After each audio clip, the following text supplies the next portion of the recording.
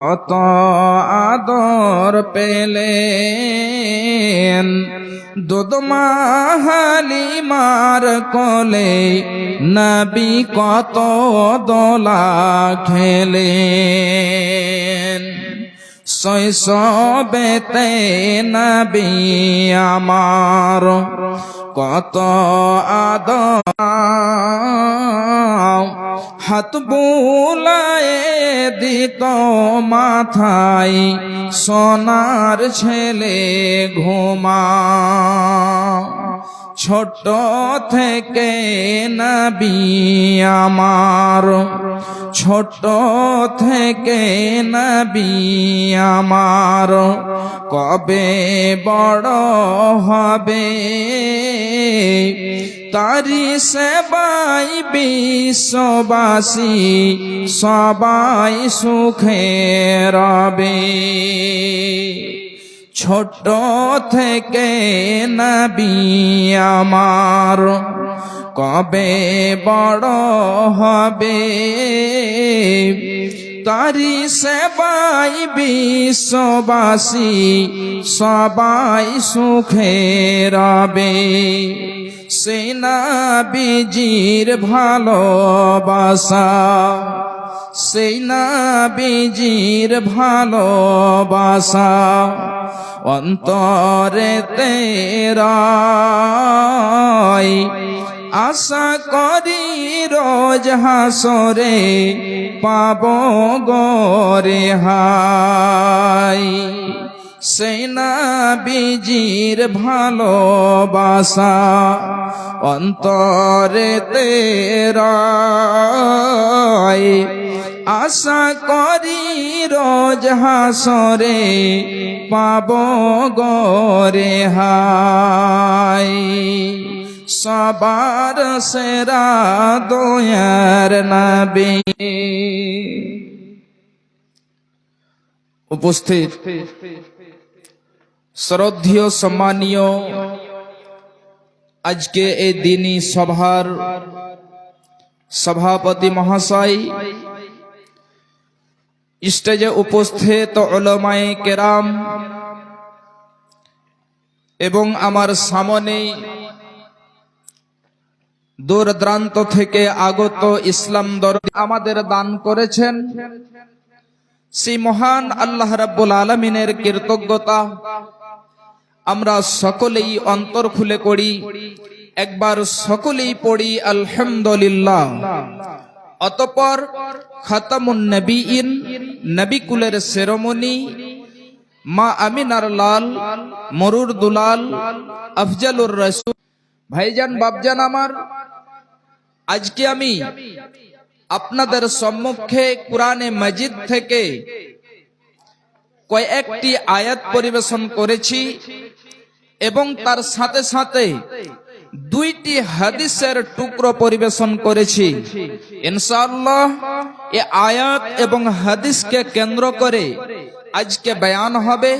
আল্লাহ রাব্বুল আলামিন যেন আমাদের সকলকেই শোনার সঙ্গে সঙ্গে আমল করার তৌফিক এনায়াত করেন।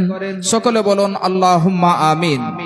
ভাইজান বাপজান আমার, আজকে আমি যে বিষয় নিয়ে আলোচনা করব খুবই গুরুত্বপূর্ণ বিষয়, যে বিষয় আমরা শোনার সঙ্গে সঙ্গে যেন আমল করি এবং এতে আমাদের কিছু শিক্ষার জিনিস রয়েছে, সেই সমস্ত জিনিস থেকে যাতে আমরা কিছু শিক্ষা নিতে পারি। আল্লাহ রাব্বুল আলামিন আমাদেরকে পৃথিবীতে সৃষ্টি করেছেন এবং পৃথিবীতে সৃষ্টি করে আমাদের আল্লাহ রাব্বুল আলামিন এতগুলো নিয়ামত দিয়েছেন, এতগুলো নিয়ামত দিয়েছেন, যে নিয়ামত সম্পর্কে আল্লাহ রাব্বুল আলামিন বলছেন, বান্দা ওয়া ইন তাউদ্দু নি'মাতাল্লাহি লা তুহসুহা, বান্দা যদি তোমরা আমার নিয়ামতগুলোকে গণনা করতে লাগো তাহলে তোমরা গুনে গুনে শেষ করতে পারবে না। আল্লাহ রাব্বুল আলামিন আমাদেরকে এতগুলো নিয়ামত দিয়েছেন। ভাইজান বাপজান আমার, আল্লাহ রাব্বুল আলামিন আমাদেরকে সৃষ্টি করেছেন, এই নিয়ামত দিয়েছেন, আমাদের জীবনে যা প্রয়োজনীয় বস্তু রয়েছে সমস্ত বস্তু আল্লাহ রাব্বুল আলামিন দিয়েছেন, সমস্ত নিয়ামত আমাদেরকে দিয়েছেন। তাহলে আমাদেরকে কি করতে হবে? এক আল্লাহ ওয়াহদাহু লা শারীকের ইবাদত করতে হবে। এক আল্লাহর ইবাদত ছাড়া অন্য কাউরের ইবাদত করা যাবে না। ভাইজান বাপজান আমার, আল্লাহর নবী সাল্লাল্লাহু আলাইহি ওয়াসাল্লাম নবুয়তি পেলেন। এবারে নবুয়তি পাওয়ার পরে নবী হয়ে গেলেন। নবী হয়ে যাওয়ার পরে আল্লাহর নবী সাল্লাল্লাহু আলাইহি ওয়াসাল্লাম মক্কা নগরীদেরকে যে বললেন, হে মক্কা নগরীরা, তোমরা যে এতগুলো মাবুদের এতগুলো প্রতিমার ইবাদত করছো, এই ইবাদত সমস্ত কিছু বাতিল।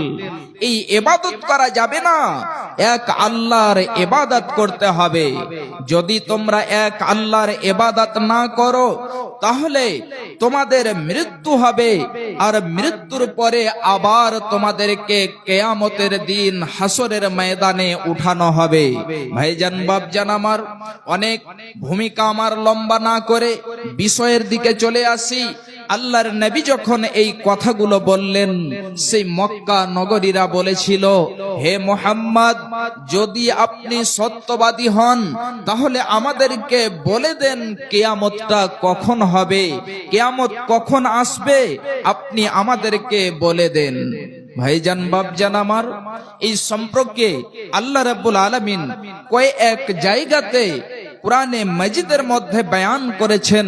তার মধ্যে আজকে আমি সূরা নাজিআত থেকে কয়েকখানা আয়াত পরিবেশন করেছি। আল্লাহ রাব্বুল আলামিন বলছেন, খুব ভালো করে শুনুন। আল্লাহ রাব্বুল আলামিন বলছেন, আপনাকে তারা জিজ্ঞাসা করেছে, তারা প্রশ্ন করেছে, তারা সওয়াল করেছে যে হে মুহাম্মদ, আপনি আমাদেরকে বলে দেন কিয়ামত কখন হবে। অর্থাৎ আপনার যেই সম্পর্কে জ্ঞান নেই আপনি ওই সম্পর্কে বলবেন না। আপনি তাদেরকে বলে দেন ইলা রাব্বিকা মুতাহাহা, আপনি ওদেরকে বলে দেন যে কিয়ামতের ওকে যেন বলেননি। আল্লাহ রাব্বুল আলামিন নবীজিকে বলে দিলেন যে হে আমার নবী, আপনি তাদেরকে বলে দেন যে কিয়ামতের জ্ঞান আল্লাহ রাব্বুল আলামিনের কাছে রয়েছে। আল্লাহ রাব্বুল আলামিন ওদেরকে যদি আপনি সতর্ক করেন তাহলে এতে আপনাদের এতে লাভ রয়েছে, এতে উপকার রয়েছে। মানুষেরা শুনবে এবং তাদের ঈমান বৃদ্ধি পাবে। এবং যারা আল্লাহ শুনুন, আল্লাহ রাব্বুল আলামিন বলছেন, কাআন্নাহুম ইয়াওমা ইয়ারাউনাহা লাম ইয়ালবাসু ইল্লা আসিয়াতান আও যুহাহা। আল্লাহ রাব্বুল আলামিন, মামার বোনেরা আমার, একটাবার আপনি লক্ষ্য করেন যে একটা মানুষ পৃথিবীতে জন্মগ্রহণ করে এবং জন্মগ্রহণ করার পরে থেকে নিয়ে 40 বছর, 50 বছর, 100, 200 বছর আল্লাহ রাব্বুল আলামিন যতটা হায়াত দিয়েছেন এতটা সে জীবন যাপন করে। সে বৃদ্ধ হয়ে যায়, বয়স্ক হয়ে যায়, তারপরে সে পৃথিবী ছেড়ে যায়। তাহলে একটা বার চিন্তা করে দেখুন যে এত একটা লম্বা জীবন, এই লম্বা জীবনটাকে সে এমন মনে করবে যে আমি পৃথিবীতে যে একটা সকাল কিংবা একটা সন্ধ্যা ছিলাম। তাহলে একটা বার আসে আপনাদেরকে আমি কয়েকটি আয়াতের শুধু তরজমা বলে দিচ্ছি, মানে বলে দিচ্ছি। আল্লাহ রাব্বুল আলামিন বলছেন কিয়ামতের দৃশ্যটা কত ভয়ঙ্কর হবে রে আমার বান্দারা, হে আমার বান্দিরা, কিয়ামতের দৃশ্যটা কত যেন কঠিন হবে, কত ভয়ঙ্কর হবে। কিয়ামতের পূর্বে একটা এমন যেন ভূমিকম্প আসবে, এমন জালজালা আসবে, যে জালজালা, যে ভূমিকম্পটা এর পূর্বে কোনোদিনই হয়নি। এমনই একটা ভূমিকম্প আসবে। শুধু তাই নয়, আল্লাহ রাব্বুল আলামিন বলছেন, মামার বোনেরা আমার খুব ভালো করে শুনে রাখুন, আল্লাহ রাব্বুল আলামিন বলছেন যে এমন সমাতে যেই মা সন্তানকে দুধ পান করায়, ওই সন্তানকে বলে কিয়ামতের দৃশ্য দেখে, কঠিন দৃশ্য দেখে সে সন্তানকে বলে ভুলে যাবে। সন্তানকে সে যেন স্মরণে রাখতে পারবে না।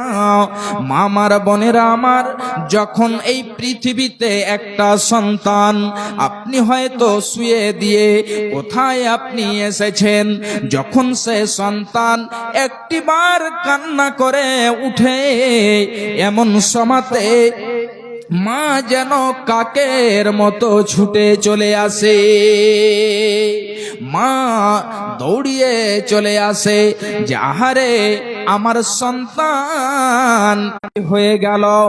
মা এসে তাকে তাড়াতাড়ি যেন কোলে উঠিয়ে নেয়, তাকে আদর করতে লাগে, তাকে যেন দুধ পান করাতে লাগে। যেমতো করে সন্তানকে শান্ত করা যায়, ঠিক এই মতো যেন এত আদর স্নেহ সমস্ত কিছু ওই মা সন্তানের সাথে করে থাকে। কিন্তু এই মা সন্তানকে কাল কিয়ামতের কঠিন দৃশ্য দেখে এমন ভয়ঙ্কর, এই ডরে মায়াতে ভুলিয়া রে তুই মা জননী হীরার খনির চেয়েও অমূল্য ধন জানি, তুই মা জননী হীরার খনির চেয়েও অমূল্য ধন জানি। মাগো কেন যে বান্ধাছ এই ডরে মানি, হীরার খনির চেয়েও অমূল্য ধন জানি, তুই মা জননী হীরার খনির চেয়েও অমূল্য ধন জানি। এ পারেও শান্তি মাগ, এ পারেও শান্তি মাগ, ও পারি ও মুক্তি, ও মা মুক্তি, সকল ব্যথা ভোলায় রে মা, সকল ব্যথা তুই গেলে মা আমিও যাব, ও মা একা কেমনে রইব, ও মা একা কেমনে রইব। এই কথাটি ভাবতে গেলে মাগো, এই কথাটি ভাবতে গেলে চোখে আসে পানি রে, তুই মা জননী হীরার খনির চেয়েও অমূল্য ধন জানি। সন্তানকে ভুলে যাবে যেই সন্তানকে দুধ পান করায়। ভাইজান বাপজান আমার, আমার মা আমার বোনেরা খুব ভালো করে শুনুন। শুধু তাই নয়, যেই মহিলারা, যেই বোনেরা, যেই মায়েরা হামেলা রয়েছে, গর্ভবতী রয়েছে, ওই মায়েরা, ওই বোনের, ওই বোনদের বাচ্চা জন্ম হয়ে যাবে, বাচ্চা জন্মে যাবে, সন্তান জন্মে যাবে, কিন্তু সেই মহিলা, সেই মা, সেই বোন কিঞ্চিত পরিমাণে জানতে পারবে না। ওই ভয়ঙ্কর ভয়ঙ্কর দৃশ্য দেখে ওই মায়েদের বোনদের বাচ্চা জন্ম হয়ে যাবে, কিন্তু সেই মায়েরা সেই বোনেরা কিঞ্চিত পরিমাণে জানতে পারবে না। ভাইজান বাপজান আমার, এখানে আমার অনেকজন মা রয়েছে, অনেকজন বোন রয়েছে। মা বোনেরা সব থেকে বেশি জানে যখন যেন বাচ্চা প্রসবের যন্ত্রণা, তুমি আমার জন্য এটা সহজ করে দাও। আল্লাহর কাছে বারবার কেঁদে কেঁদে কেঁদে কেঁদে দোয়া করে, আল্লাহ এত বেদনা এত জ্বালা যন্ত্রণা সহ্য হয় না, আল্লাহ তুমি আমার। এরপর বোনেরা আমার ভাই জানেরা খুব ভালো করে শুনে রাখুন, এই প্রসব বেদনা অনেক মা অনেক বোন সহ্য না করতে পেরে পৃথিবীর মায়া পৃথিবীর মহাব্বত এই পৃথিবীকে ছেড়ে যেন চলে যায়, পৃথিবীর ভালোবাসা পৃথিবীর মায়া পৃথিবীর মহাব্বত ত্যাগ করে চলে যায়, জান্নাতে যাবে। বিশ্বনবী আমার বলছেন, যে মহিলা বাচ্চা জন্ম দিতে গিয়ে প্রসব বেদনায় মারা যাবে, ওই মহিলা ওই মা ওই বোন আমার জান্নাতে যাবে। তাহলে মা আমার বোন আমার, যদি আপনি পৃথিবীতে আল্লাহর শরীয়তকে মেনে আপনি চলে থাকেন, তাহলে আপনি জান্নাতে যেতে পারবেন। মা আমার বোনেরা আমার, এবারে কিয়ামতের দিন তাহলে কত ভয়ঙ্কর। এই প্রসব বেদনা সহ্য না করতে পেরে অনেক মা অনেক বোন পৃথিবী ছেড়ে চলে যায়, তাহলে সে হুম বেসুকারা। আল্লাহ রাব্বুল আলামিন নবীজিকে কেন্দ্র করে বলছেন যে, হে আমার নবী, সেই দিনটা এত যেন ভয়ঙ্কর হবে, এত কঠিন হবে, মানুষেরা মনে হবে মদ পান করে আছে, যেমন নেশা পান করে থাকলে সে যেন সুস্থ ভাবে সবল ভাবে দাঁড়। দিনটা কত যেন কঠিন হবে, সে দিনটা কত ভয়ঙ্কর হবে। এই দিন ভয়ঙ্কর কঠিন দিন দেখে দৃশ্য দেখে সেদিন মানুষেরা তাদের জীবনটাকে ভুলে যাবে এবং তারা মনে করবে যে আমরা পৃথিবীতে যে একটা সকাল কিংবা একটা সন্ধ্যা ছিলাম, পৃথিবীতে যে পূর্ণ একটা দিনও আমরা থাকিনি, দিনের একটা শুধু অংশ একটা দিক শুধু আমরা থেকেছি সকাল কিংবা সন্ধ্যাবেলা, তাহলে এত কঠিন হবে সেই দিনটা। ভাইজান বাপজান আমার, পৃথিবীতে আমাদেরকে নেক আমল করে যেতে হবে, সালেহ আমল করে যেতে হবে, যেন হাসরের ময়দানে যেদিন বিচার হবে সেই দিন যেন আমরা ডান হাতে আমল নামা পেয়ে যাই। ভাইজান বাপজান আমার, এবারে চলে আসি হাদিসের দিকে। একটি হাদিস আপনাদেরকে আমি তুলে দিচ্ছি, খুব ভালো করে শুনে রাখুন। মামার বোনেরা আমার, খুব ভালো করে শুনে রাখবেন, এত গুরুত্বপূর্ণ বিষয়। রাবি হচ্ছেন হযরত উমর বিন খাত্তাব রাদিয়াল্লাহু, জনাবে মুহাম্মদুর রাসূলুল্লাহ সাল্লাল্লাহু আলাইহি ওয়াসাল্লাম একদা বসে আছেন, এমন সময়তে আল্লাহর নবীর কাছে একজন লোক চলে আসলো, এক ব্যক্তি চলে আসলো। ব্যক্তিটি আসার পরে নবীজির হাঁটুতে হাঁটু মিলিয়ে দিয়ে বসে গেল। বসে যাওয়ার পরে এবারে নবী মুহাম্মদকে জিজ্ঞাসা করতে লাগলো, হে মুহাম্মদ, আপনি একটু আমাকে বলুন তো ইসলাম কাকে বলে? আবার প্রশ্ন করছে, হে নবী মুহাম্মদ, আমার তাকে ইহসান সম্পর্কে বলে দিলেন। অর্থাৎ এক এক করে বিশ্ব নবী আমার যেন বলে দিলেন। বলে দেওয়ার পরে এবারে চতুর্থ নম্বরে প্রশ্ন করেছে। খুব ভালো করে শুনুন, 4 নম্বরে প্রশ্ন করেছে। প্রশ্নকারী থেকে বেশি জানে না। অর্থাৎ যেমন আপনি আমাকে প্রশ্ন করেছেন, আমি আপনার থেকে বেশি জানি না।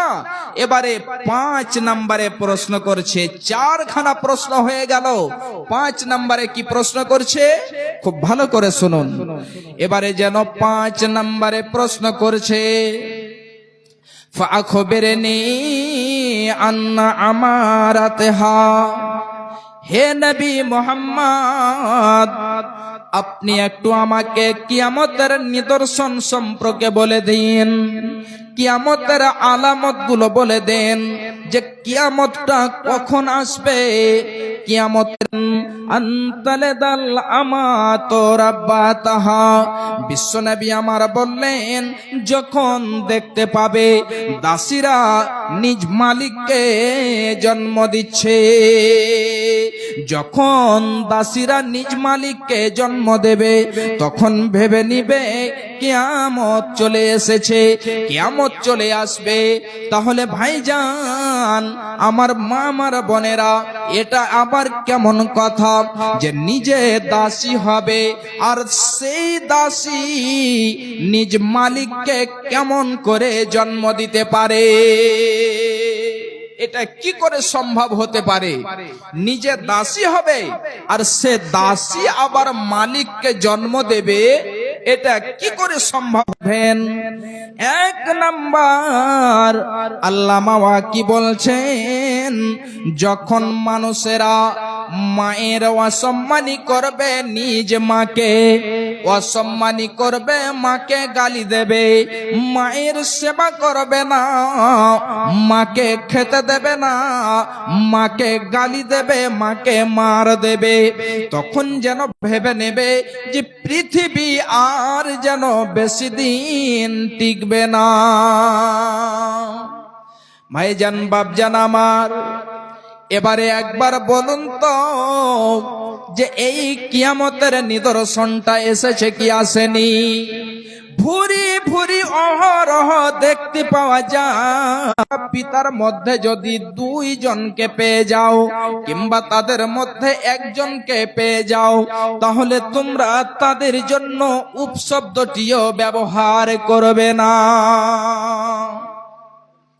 তাহলে এবারে বলুন, যে সেই মায়ের কতটা যেন অসম্মানী করা হচ্ছে, মাকে মারা হচ্ছে, মাকে গালি দেওয়া হচ্ছে, দেওয়া হয় না। তাহলে বলুন তো, যে কিসন প্রকাশ পেয়েছে কি পায়নি? দ্বিতীয় নাম্বার, সন্তানটি ছোট থেকে আস্তে আস্তে আস্তে আস্তে বড় হয়েছে। ওই সন্তানটি যুবক হয়েছে, সে ধনট্টশীল হয়েছে, সে যেন টাকা পয়সাওয়ালা ধন সম্পদওয়ালা হয়েছে। এবারে সেই ছেলেটি, সে যুবকটি তার মাকে জানাতে দাসী হিসাবে ক্রয় করে নিয়ে আসবে। দাসী হিসাবে তার মাকে কিনে নিয়ে আসবে, এবং কিনে নিয়ে আসার পরে যে মতো আচরণ দাসীর সাথে করা হয়, ঠিক ওই মতোই মায়ের সাথেও যেন ওই ব্যবহার করা হবে। বিশ্বনবী আমার তাই বললেন, আনতালেদাল আমাতু রাব্বাতাহা। যখন তোমরা দেখতে পাবে দাসীরা নিজ মালিককে জন্ম দিচ্ছে,